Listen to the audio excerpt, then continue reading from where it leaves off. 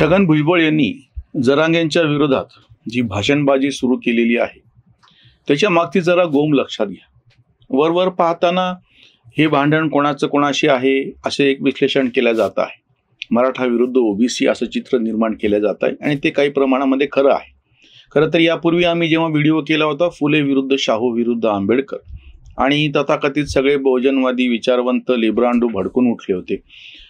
वास्तविक पाहता सगळ्यांनी मिळून गेल्या कित्येक वर्षांमध्ये सगळे विरुद्ध ब्राह्मण, सगळे विरुद्ध मनुवाद अशी एक मांडणी करायला सुरुवात केलेली होती. गांधींच्या हत्येनंतर मोठ्या प्रमाणामध्ये बाकी भारतातलं काय माहिती नाही, पण महाराष्ट्रातला ग्रामीण किंवा अगदी छोट्या गावामध्ये असलेला ब्राह्मण वर्ग तातडीनं स्थलांतरित झाला तालुका किंवा शहरात किंवा मोठ्या गावी, आणि शेतीपासून जवळजवळ ब्राह्मणांचा सगळा संबंध गांधी हत्येच्या नंतरच्या स्थलांतरामध्ये मोठ्या प्रमाणामध्ये तुटून गेला. आता आज महाराष्ट्रामध्ये प्रत्यक्ष शेतीवरती जगणारं ब्राह्मण कुटुंब असं जर म्हणाल तर अतिशय दुर्मिळ, म्हणजे फार कमी उदाहरणं सापडतील. तालुक्यापेक्षा छोटं गाव असलेल्या गावामध्ये ब्राह्मणाचं नांदतं घर शिल्लक नाही. ते किमान तालुक्याच्या पातळीवरती नगरपालिकेच्या असलेल्या गावामध्ये शिफ्ट झालेले किंवा मोठ्या शहरात आणि परदेशात निघून गेलेले. आता गावांमध्ये राहिलेले 3 प्रमुख घटक होते. एक मोठ्या प्रमाणामध्ये असलेला मराठा वर्ग जो शेती करतो, ओबीसी, इतर मागासवर्गीय, आणि तिसरे जे होते दलित वर्ग.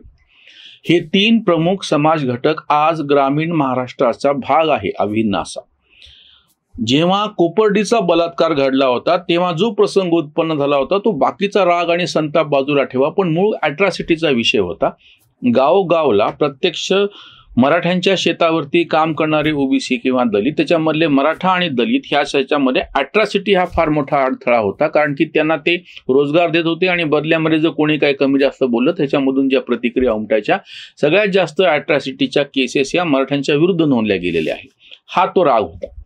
दुसरा, आरक्षणावरती जो मुद्दा निर्माण झाला होता की मराठ्यांना ओबीसी म्हणा आणि ओबीसी मधून आरक्षण द्या, त्याच्यामुळे असलेल्या ओबीसी कोटावरती ते अतिक्रमण होणार म्हणून जो काही ओबीसी वर्ग होता तो अस्वस्थ होता.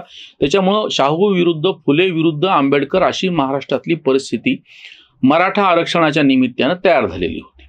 पण ही बाजूला ठेवून पूर्णपणे मनुवाद, ब्राह्मण, त्यांना शिव्या घालणं जे सोपं असल्यामुळे चालायचं, प्रत्यक्षामध्ये गाव पातळीवरच्या राजकारणामध्ये हे 3 घटक एकमेकांच्या समोरासमोर येऊन उभे राहिलेले होते. 1990च्या मंडल आयोगाच्या नंतर मोठ्या प्रमाणात ओबीसीतला एक वर्ग की जो नोकरदार झाला, वेगवेगळ्या पदांवरती पोहोचला, नियमितपणे त्याला आर्थिक उत्पन्नाची साधनं तयार झाली, असंख्य गोष्टीतून ओबीसी वर्ग मधला एक घटक हा ज्याला क्रीमी लेअर म्हणतो, वेगळ्या अर्थाने, पैशाच्या अर्थाने नाही, एकूणच सगळ्याच्या अर्थाने तयार झाला. दलितांमधला सुद्धा एक वर्ग मोठ्या प्रमाणामध्ये राखीव जागांचे, तो वर्ग छोटा आहे पण त्याची मोठी सत्ता, त्याचा मोठा अधिकार, त्याचं मोठं वर्चस्व तयार झालं दलितांमध्ये. म्हणजे पहिल्यांदाच असं घडलं की मराठ्यांमधला सत्ताधारी असलेला एक वर्ग, ओबीसीमधला नोकरदार बनलेला आणि बलिष्ठ बनलेला एक वर्ग आणि इतर म्हणजे दलितांमधला अशा पद्धतीचा वर्ग, ह्या तिघांचे जे काही सत्ता संघर्षाचं जे स्वरूप आहे ते एकमेकांच्या समोर येऊन त्याची टकराटकरी सुरू झालेली होती. या सगळ्याचा परिणाम तुम्हाला असं दिसेल 2004च्या नंतर शरद पवारांनी आज जो आरोप छगन भुजबळ सारखे करतायत, त्यांनी जी गोष्ट सांगितलेली की गाढवाला त्या पाण्याच्या टाकीवर चढवलं कोणी, ते तुम्ही भाषण ऐका त्यांचं. भावनी व्हिडिओ पण फार सुंदर केला, इतरांनी केल्या म्हणून मी ते रिपीट करत नाही. शरद पवार याच्या पाठीशी होते कारण त्यांनी विनायक मेटेंना हाताशी धरून मोठ्या प्रमाणामध्ये मराठा अस्मितेचं राजकारण 2004च्या निवडणुकीत जेव्हा पहिल्यांदाच राष्ट्रवादी पक्ष हा 1 नंबरचा पक्ष झाला होता, काँग्रेसपेक्षा त्यांचे जास्त आमदार निवडून आले होते, पण त्यांना मुख्यमंत्रीपद काँग्रेसने सोडलेलं नव्हतं. तेव्हा विनायक मेटेंना हाताशी धरून हे सगळं मराठा आरक्षण आणि मराठा अस्मितेचे विषय, मराठा कार्ड मोठ्या प्रमाणात छुपेपणाने खेळायला सुरुवात केली होती शरद पवारांनी, जे छगन भुजबळ त्यांच्या सहकार्याने आता उघड केलेलं आहे. हे आम्ही बोललो असतो तर आमच्यावरती बहिष्कार, आम्हाला शिव्यान शाप जे चालू होतं ते झालं असतं. आज जी भाषा छगन भुजबळ बोलतायत ती अतिशय व्यवस्थित, शांतपणे, चांगल्या शब्दांमध्ये वैचारिक पातळीवरती मांडली तर सगळ्यांनी बोंब केली होती. आमची व्हिडिओ डिलीट करायला लावलेले होते. आज परिस्थिती अशी निर्माण झालेली आहे की जेव्हा छगन भुजबळ जाहीर बोलतात त्यांच्या विरोधात बोलायची यांची कोणाची हिंमत नाही. आता उद्या दलित नेते किंवा प्रकाश आंबेडकर सुद्धा त्यांना जर त्या महाविकास आघाडीमध्ये घेतलं नाही किंवा इंडिया आघाडीमध्ये घेतलं नाही, तेव्हा जाहीरपणे जेव्हा तोफा टाकतील तेव्हा पण यांची बोलायची हिंमत होणार नाही. ब्राह्मणाला मात्र तुम्ही शिव्या घालू शकत होता कारण की ते सॉफ्ट टार्गेट होतं, पॉलिटिकली ते बलिष्ठ नव्हते, त्याच्यामुळे तुम्हाला ते सोपं वाटत होतं. आज जे फुले विरुद्ध शाहू विरुद्ध आंबेडकर असं वातावरण तयार झालेलं आहे, त्याला पूर्णपणे हे 3 घटक आणि त्याच्यामध्ये सुद्धा जेव्हा मराठा आरक्षणाचा मुद्दा मोठ्या प्रमाणात समोर आला होता आणि आम्ही वारंवार असं सांगतो आहोत की ह्याच्यापेक्षा जास्त महत्त्वाचा विषय हा मराठा समाजासाठी शेतीचा होता, पण त्यांनी तो बाजूला ठेवला. आज छगन भुजबळ जे बोलत आहे त्याच्यामधून ओबीसी आरक्षणाला धक्का लावणार आहे. धक्का लागतो आहे मराठा आरक्षणामुळे. मराठ्यांना कुणबी म्हणा, मराठ्यांना ओबीसी म्हणा आणि त्यांना ओबीसी मधून आरक्षण द्या, हा जो सगळा वाद सुरू झालेला आहे त्याचं तुमच्याकडे प्रत्यक्ष व्यवहारवादी काय उत्तर आहे? चर्चा करायला इकडं काही करा. ओबीसींना धक्का न पोहोचता आम्ही आरक्षण देऊ असं म्हणायला सोपं, द्यायचं कुठून याचं उत्तर द्या. त्याच पद्धतीने दलितांमधला फार छोटा वर्ग आहे की ज्याला हे सगळे लाभ मिळालेत, पण सांगताना असं सांगायचं की इतक्या वर्षापासून हे फायदे घ्यायला लागले. म्हणजे हजारो वर्षापासून व्यवस्थेचा फायदा सगळा बाकीच्यांनी घेतला, त्याच्याबद्दल काही नाही. पण काही दिवसांमध्ये, काही वर्षांपासून आणि फक्त काही कुटुंबांपर्यंत आजही ही वस्तुस्थिती आहे. आरक्षणाचा फायदा दलितांना मिळालेला नाही, फक्त मुठभर वर्ग आहे दलितांमधला. आरक्षणाचा फायदा ओबीसींना मिळालेला नाही, अतिशय थोडा वर्ग आहे त्याच्यामधला. नेहमीच असं असतं, अतिशय मुठभर, अतिशय किरकोळ लोक त्या जाती गटातले त्याचा फायदा घेतात, पण नाव बाकीच्यांचं करतात. आज जो विषय छगन भुजबळांनी समोर आणलेला आहे आणि जाहीरपणे बोलायची हिंमत दाखवलेली आहे, ते इतर करायला तयार नाहीत. आज मराठा असो, ओबीसी असो किंवा दलित असो, ह्या तिन्ही घटकांना 1990च्या नंतरच्या जागतिकीकरण पर्वामध्ये वेगवेगळ्या प्रकारच्या संधी उपलब्ध झालेल्या आहेत. दलितांना जे सेवा व्यवसायामध्ये होते, दलित आणि ओबीसी मोठ्या प्रमाणामध्ये, त्यांना ह्या सर्व्हिस इंडस्ट्री वाढल्याच्या नंतर मोठी संधी उपलब्ध झालेली आहे. आणि आजही दलित आणि ओबीसीतला सगळ्यात मोठा वर्ग हा इथे आहे. आरक्षणाच्या फायद्यातला नोकरी करणारा वर्ग नाही. त्यांना ह्या जागतिकीकरण पर्वामध्ये जी मोठी संधी उपलब्ध झाली, तंत्रज्ञान सगळ्यांसाठी उपलब्ध झालं. आम्ही शेतकरी चळवळीमध्ये तंत्रज्ञानाचं स्वातंत्र्य जे म्हणतो ते शेतीमध्ये तर नाही मिळालं, ती जाऊ द्या, त्याचा विचार आपण नंतर करूया.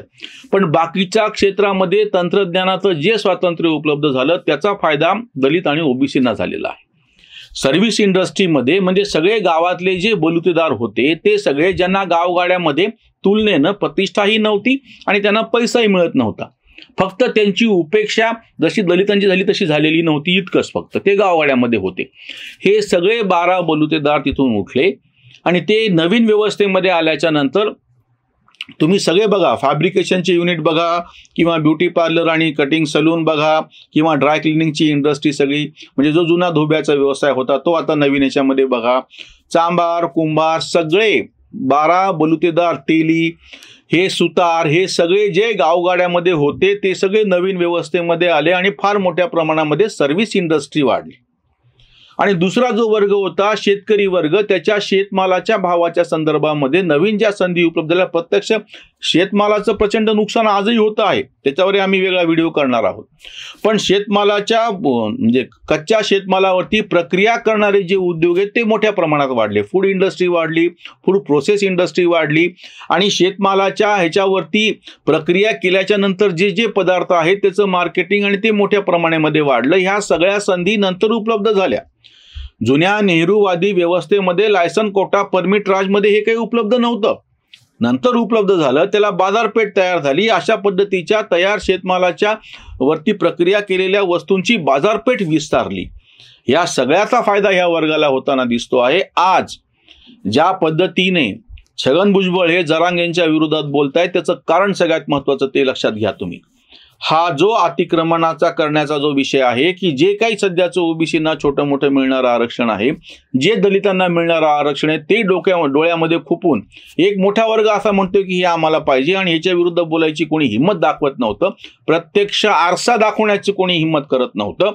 ज्या ब्राह्मणांनी केली त्यांना आमच्यासारख्यांनी शिव्या खाल्ल्या. पण आता छगन भुजबळांच्या निमित्तानं एक ओबीसी नेता ठामपणे समोर उभं राहून हा आरसा दाखवतो आहे मराठा समाजाला आणि त्याला उत्तर द्यायची वैचारिक पातळीवरची आणि व्यावहारिक पातळीवरची पण कोणाची तयारी नाहीये.